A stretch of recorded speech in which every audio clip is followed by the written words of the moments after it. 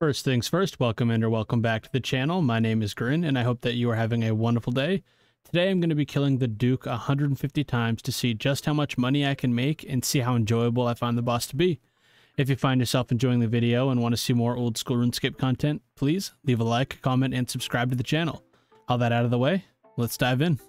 In the last video, I decided to kill 150 Vardorvis, and the next of the Desert Treasure 2 bosses I'm going to be killing is the Duke. So for those of you that don't know, you have to come to this like vice or whatever it is. I use that teleport, and it's sort of near the Muspa, but it's this ugly thing right here. It's kind of cute, kind of ugly at the same time. I know you don't need to bring a pickaxe, but I did anyways because there is one on the wall here.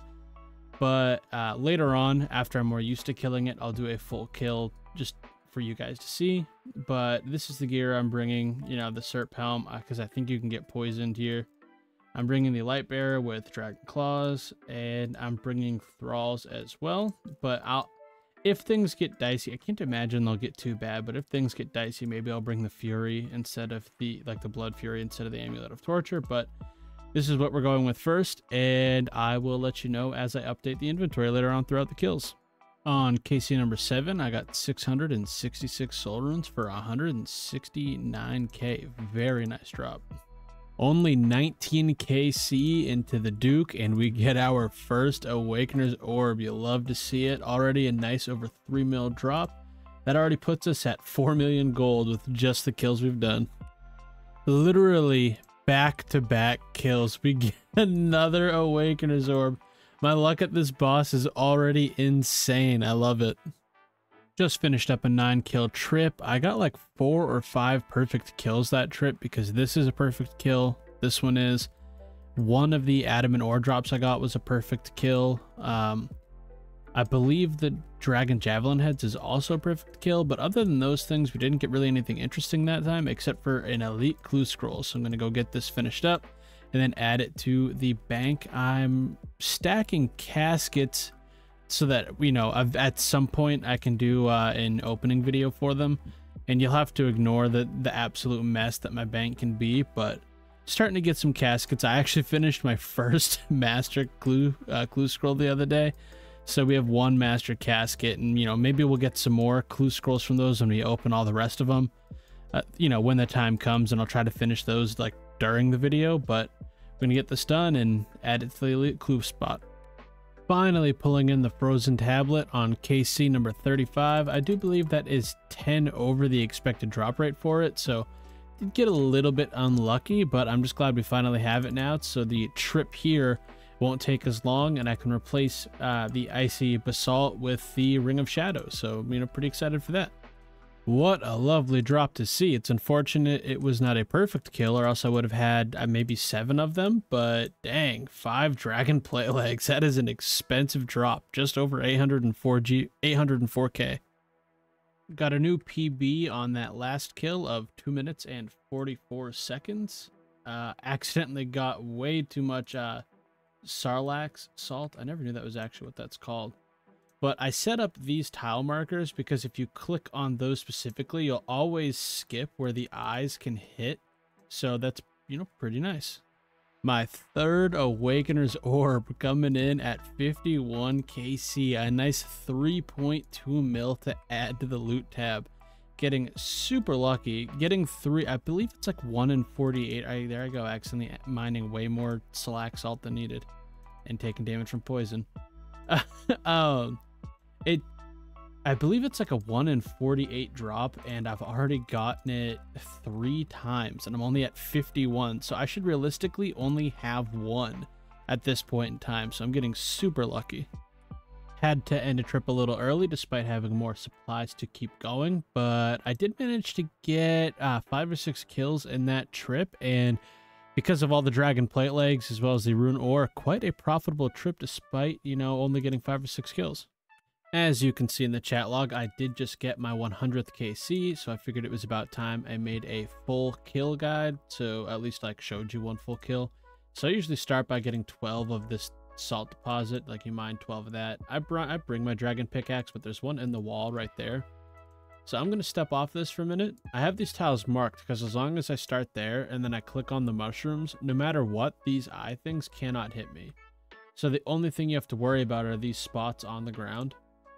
So you have to get 2 of each type of mushroom, and you use the pestle and mortar on it. And then if I stand here, the only things that can hurt me are those little circles. Like I can run right past all the eyes here and nothing can hurt me at all. You know, just a little bit of how pathing works, because when you're running, you skip a tile. So we'll do this. So it's skipping over all the dangerous tiles for the eyes. And then I will pick 2 more of these. Again, use pestle and mortar. And then I'll usually go to this tile and then click right on the fermentation vat there. I'm going to stop because if I ran there, I would have gotten hit by that. And then keep going. So after you grind up each kind and you have 12 of the salt, you fill both of these vials up, and then you collect the 2 potions it provides you.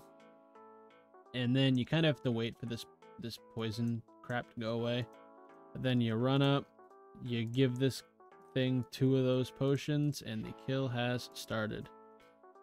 So I start with declaw spec. If you don't have declaws, you can just start whacking away with your normal weapon. But you kind of just keep walking back and forth like this to avoid his damage. At like 200 HP, he speeds up his attack speed. What you just saw there was like, I don't even know what to call it other than just the eye move, maybe the gaze or something. And then he has this poison attack that you have to run to avoid. It took me a little while to get used to seeing that the Duke was going to spit that out. So if you don't stand behind a pillar during that eye attack there, you take insane damage. So you just keep flinching, and then he's doing the poison thing there.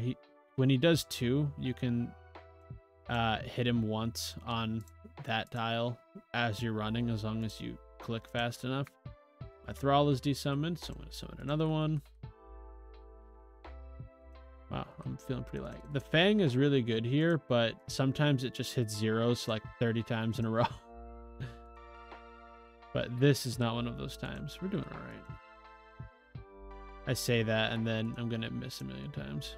He's almost dead. Oh, little eye thing here. Let him do the slam. And that's one dead Duke.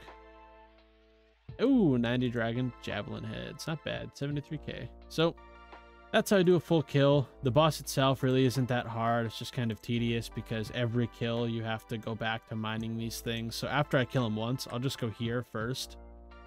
And then I've already mined those, and you can just kind of click right up here. But yeah, it's not a hard boss. It takes a little to get used to if you're not used to flinching stuff already. And avoiding those circles on the ground is really the hardest thing other than that. But yeah, not bad. At KC number 125, I get the 4th Awakener's Orb of the video. It's really nice to see because it's been a while since the last one. I think our last one was at like, I don't know, maybe 48 or 50 KC, around there. But just absolutely nice. They have gone down a lot.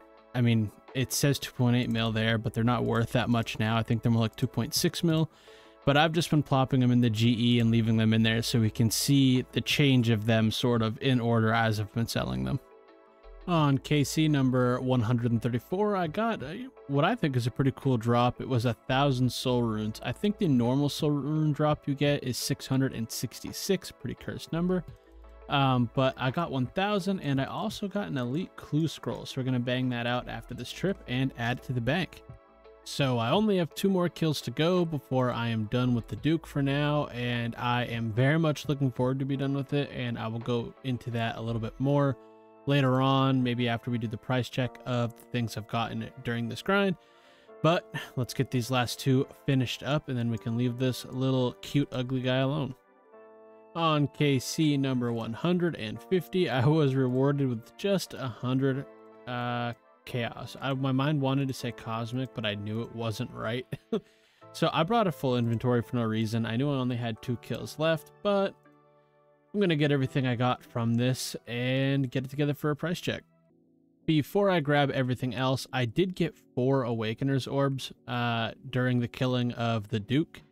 And I put them in the GE in order that I got them, so that when I went to sell everything, we could see kind of, you know, how the prices went during the time it took me to kill it. And the first 2 sold for 3 million gold, which, you know, got me just under because of the GE tax.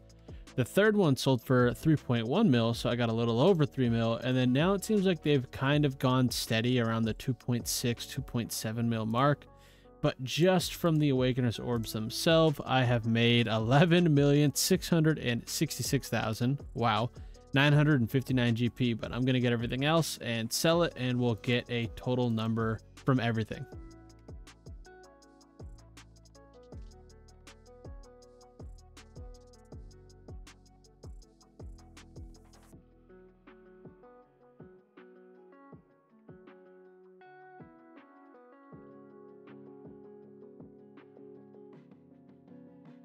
After selling everything off, I've made 22,599,031 GP.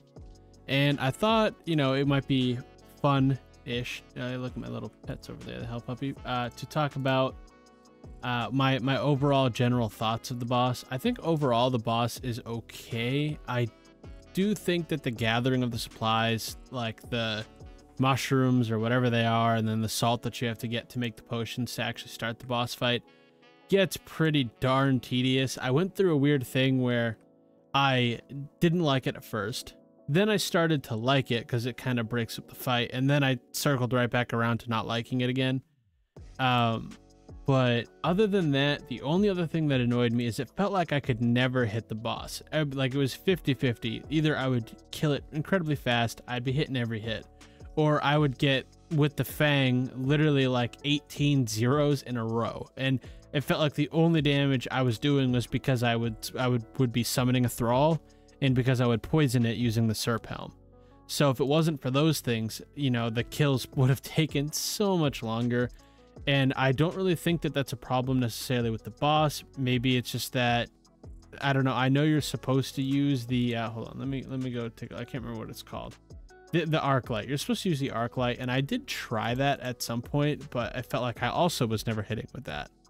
So I don't know exactly what the deal was. Maybe I was just very unlucky with that, but overall, I do think the boss is okay. There's just a couple little gripes I have with it, but I do look forward to grinding out the last 2 Desert Treasure 2 bosses that I have left to do, which are the Whisperer and the Leviathan.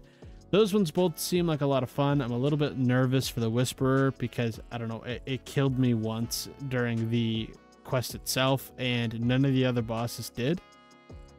So I'm a little nervous, but I think it's going to be fun. But if you enjoyed the video, please leave a like, comment, and subscribe to the channel. But I hope you have a great rest of your day.